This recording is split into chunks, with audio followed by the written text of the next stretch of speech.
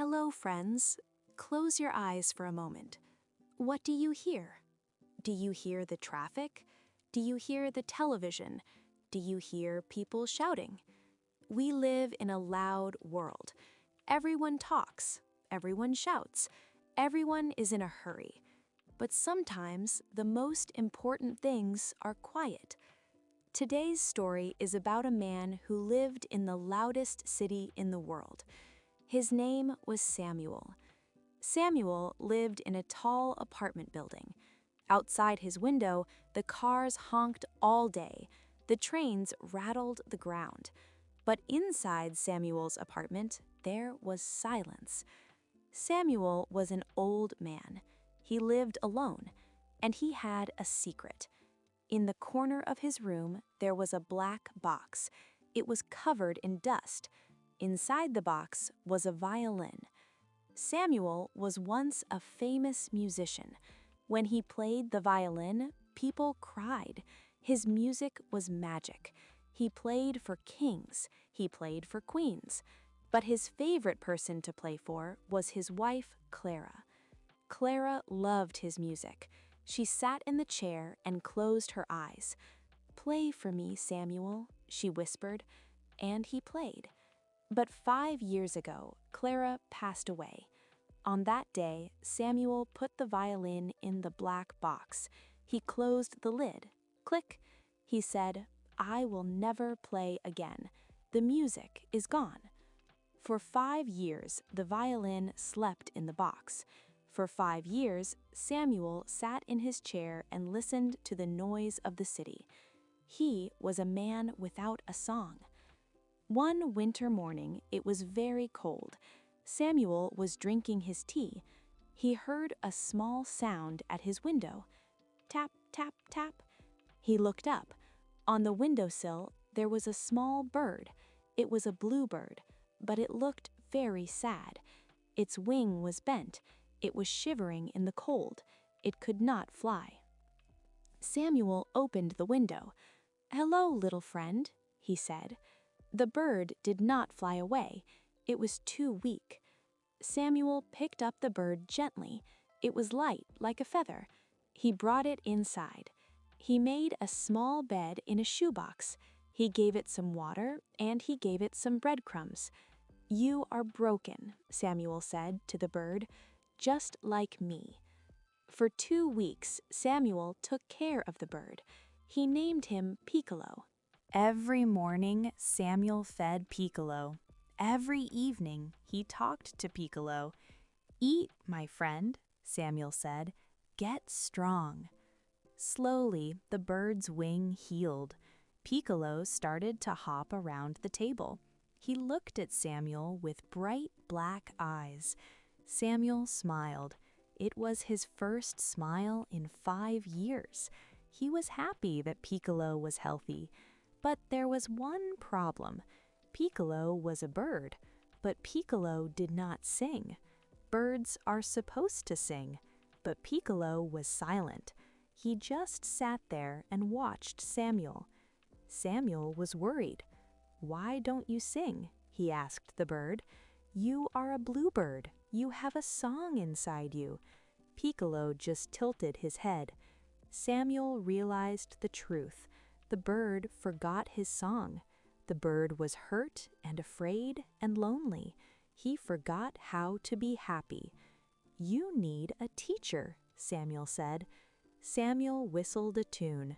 The bird listened but did not answer. Samuel hummed a melody. The bird listened but did not answer. Samuel looked at the corner of the room.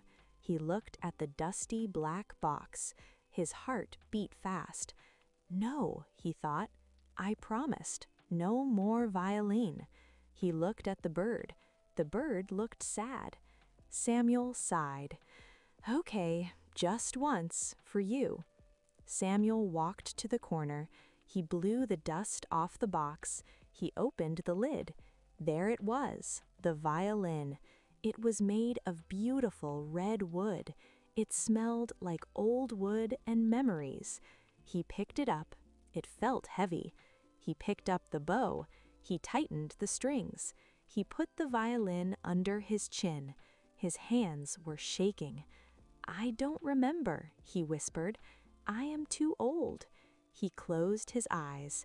He thought about Clara. He thought about the bird. He pulled the bow across the strings.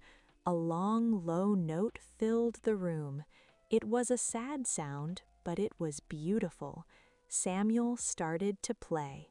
At first, the music was slow. It sounded like crying. He played the sadness of the last 5 years. He played the loneliness.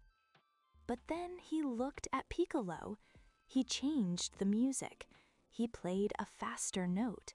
He played the sound of the wind. He played the sound of spring. Suddenly, a miracle happened.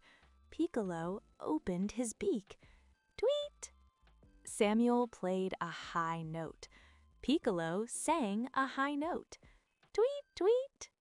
Samuel played a low note. Chirp! The man and the bird played together. The room was not quiet anymore. It was full of joy. It was a conversation. The violin said, "Hello." The bird said, "I am alive." Samuel played for 1 hour. Tears rolled down his face, but they were happy tears. He remembered. The music was not gone. It was just sleeping. Samuel was playing so loudly that he didn't notice the window was open a little bit. The music flew out of the window. It flew down to the noisy street. Down below, people were walking. A busy businessman stopped. He looked up. What is that beautiful sound? A mother stopped her baby. "Listen," she said. A taxi driver turned off his engine. For 1 minute, the street became quiet. Everyone looked up at the tall building. They heard the violin, and they heard the bird. In the middle of the gray, noisy city, there was a moment of peace. The next morning, Piccolo was standing on the windowsill.